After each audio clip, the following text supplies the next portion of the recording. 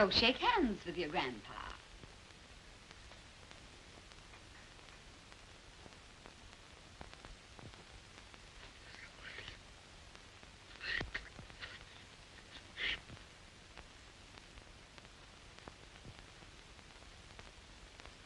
So that's the way you're going to treat your grandson, is it? Ah, you needn't try to look so fierce about it. He's your grandson, all right. Yes, my lord. We have proof of the young gentleman's birth. He is the son of the late Lord Fauntleroy. Allow me to introduce himself. Joshua Snade, at your service. My card. I've already had the pleasure of making Mr. Havisham's acquaintance. Lady Fauntleroy has placed all the evidence in my hands. I can assure you, my lord, it is sufficient to justify her case should it come into court. But may I suggest that we come to an arrangement and settle this matter amicably on a friendly basis? Friendly? Ha! Look at him staring at me as though I was dirt. Me, his own daughter-in-law. Oh, your son Bevis married me, all right. And a fine rotter he was. But he was the father of my boy, and I can prove it. Lady Fauntleroy, please. You may think you can fight me, but a lot of good it'll do you. They don't love you around here, and you know it. I've heard plenty about you and your dirty, snobbish pride. Plenty of pride you'll have when I'm finished with you. Unless you want to climb down off your high horse and get reasonable with your own flesh and blood. Lady Fauntleroy... You shut up. I'll stop at nothing, do you hear? I'll drag this case through every court in the land. I'll let the whole world know what you are. You and your precious son, Bevis, deserting me and his own child, a babe in arms. How I've suffered, heaven only knows. And you standing there looking at me and my boy as if we were scum. You ought to be ashamed of yourself. You say you married my eldest son. If that's proved to be true, the law's on your side. In that case, your son will be Lord Fauntleroy, and you will be provided for. But I warn you, the matter will be sifted to the very bottom. I'll only add that I want to see nothing of you or your boy as long as I live. After my death, you can, unfortunately, do as you please.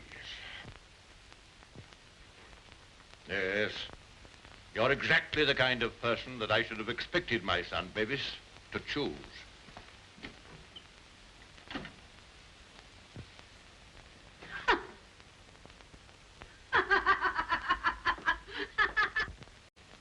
I'm afraid, Dorincourt, there can be no two opinions. At least that's how I see it. You agree, Semple? Yes, I'm afraid we can see it no other way. But it's monstrous. That woman, that boy, are utterly unfit. Alas, the law can take no cognizance of such things. I sympathize, Dorincourt, more than I can say. Sympathize? What's the use of that? If we take it to the courts, you think there can be only one result? I'm afraid so. The birth certificate, everything we have, point the same way. If you take it to court, you'll have the expense and the notoriety, and only, I fear, one possible result. Perhaps the boy won't turn out so badly as you fear. Perhaps you can do something with him. That boy? That oaf?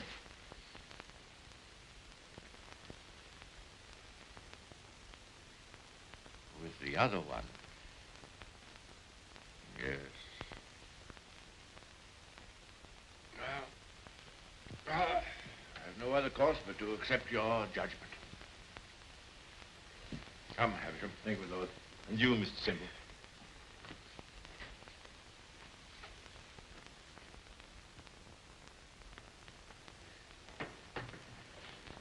It's the Earl, ma'am. The Earl itself. Show him in.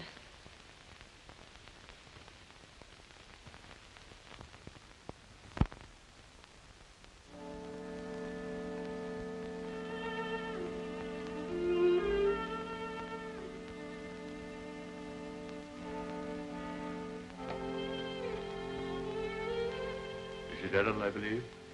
Yes, I'm Mrs. Errol. I'm Lord Dorincourt. The boy is very like you. People have often said so. I'm glad to think he's like his father, too. Yes, he is. Like my son. Won't you sit down? Thank you.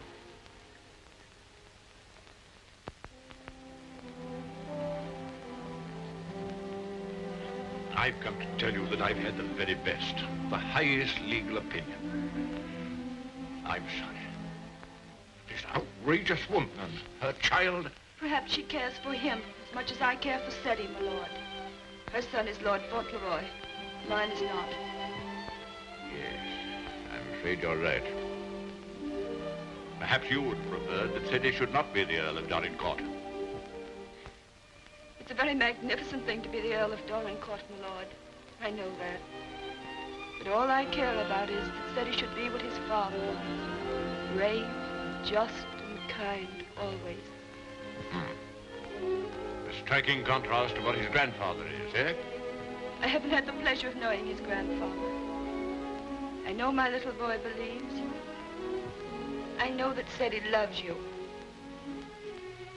Would he have loved me if you told him why I didn't receive you at the castle? No, honestly, I think not. That's why I didn't wish him to know. Well, there are very few women who wouldn't have told him. Yes, Seddy is fond of me. And I'm fond of him. I can't say that I was ever fond of anyone before. But he pleased me from the first. I'm an old man. I was tired of my life. But he's given me something to live for. More than that. More than that. I'm proud of him. I was satisfied to think that one day he'd be taking my place as head of the family. I'm miserable. Miserable.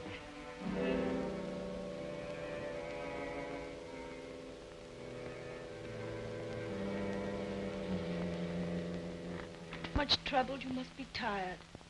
And you need all your strength. Thank you.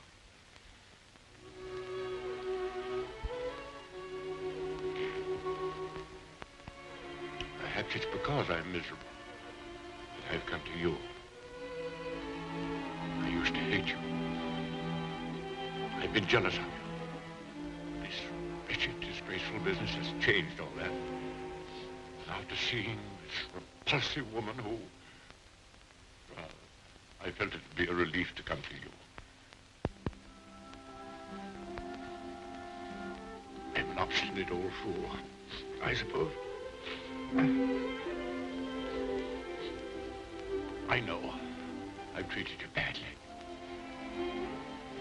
But I've come to you because the boy cares for you. And because I care for him.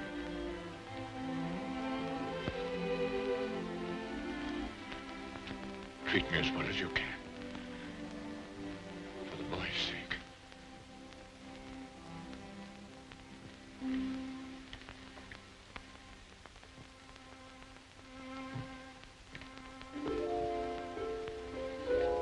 Whatever happens, he shall be provided for. Sadie shall be taken care of now and in the future. Always. Thank you. You like the house? Oh, very much. It's a cheerful room. May I come back again and talk this matter over? As often as you wish.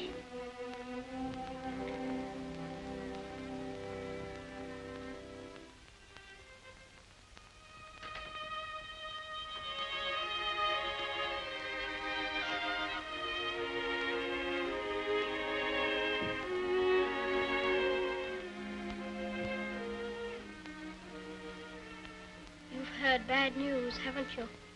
Yes. The worst. And I'm not Lord Fauntleroy anymore, am I? No. She's beaten me. Then the other boy, he will have to be your boy now, won't he? Like I was? No. He'll have to live in the castle if he's Lord Fauntleroy, won't he? That common little brat shall never enter this place in my lifetime. I'll take care of that. Then I can still be your boy, even if I'm not going to be the Earl, just like I was before. My boy. Yes, you'll be my boy as long as I live. And by Jove, sometimes I think you're the only boy I've ever had. Then I don't care about the Earl part at all. I thought, you see, that the one that was going to be the Earl had to be your boy. That I couldn't be. I shall never take anything from you that I can hold for you. Come what may, you shall have all that I can give. All. And dearest, will her house be taken away from her? No. You can take nothing from her. Nothing from either of you. Come. Time you were asleep.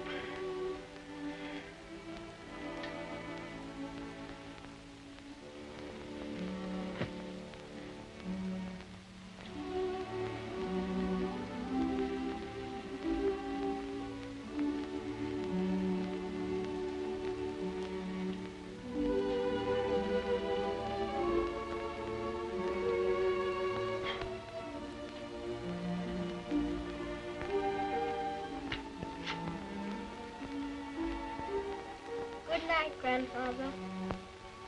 Good night, my boy.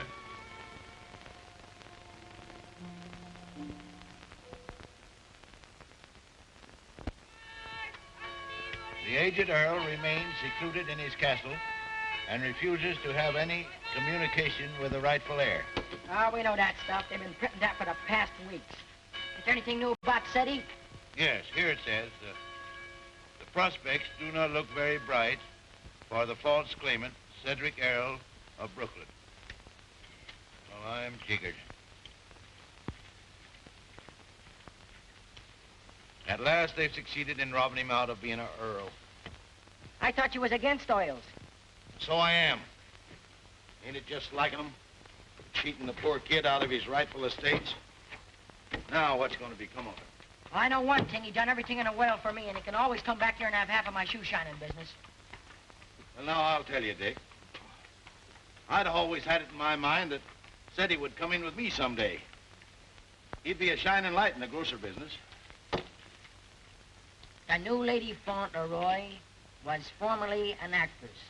She is said to have played in New York and London.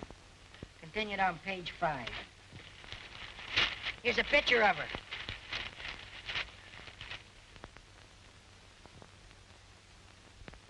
Holy mackerel. What's the matter? Here, look at this. It's her. Her? She ain't no aristocrat, she ain't. I know her as good as I know you. It's Minna, Ben's wife. Your brother? Sure. You mean it's some kind of hocus pocus? Sure I do. Well, I'm jiggered. She was married before, but I never heard of her having no other kid but Ben's kid.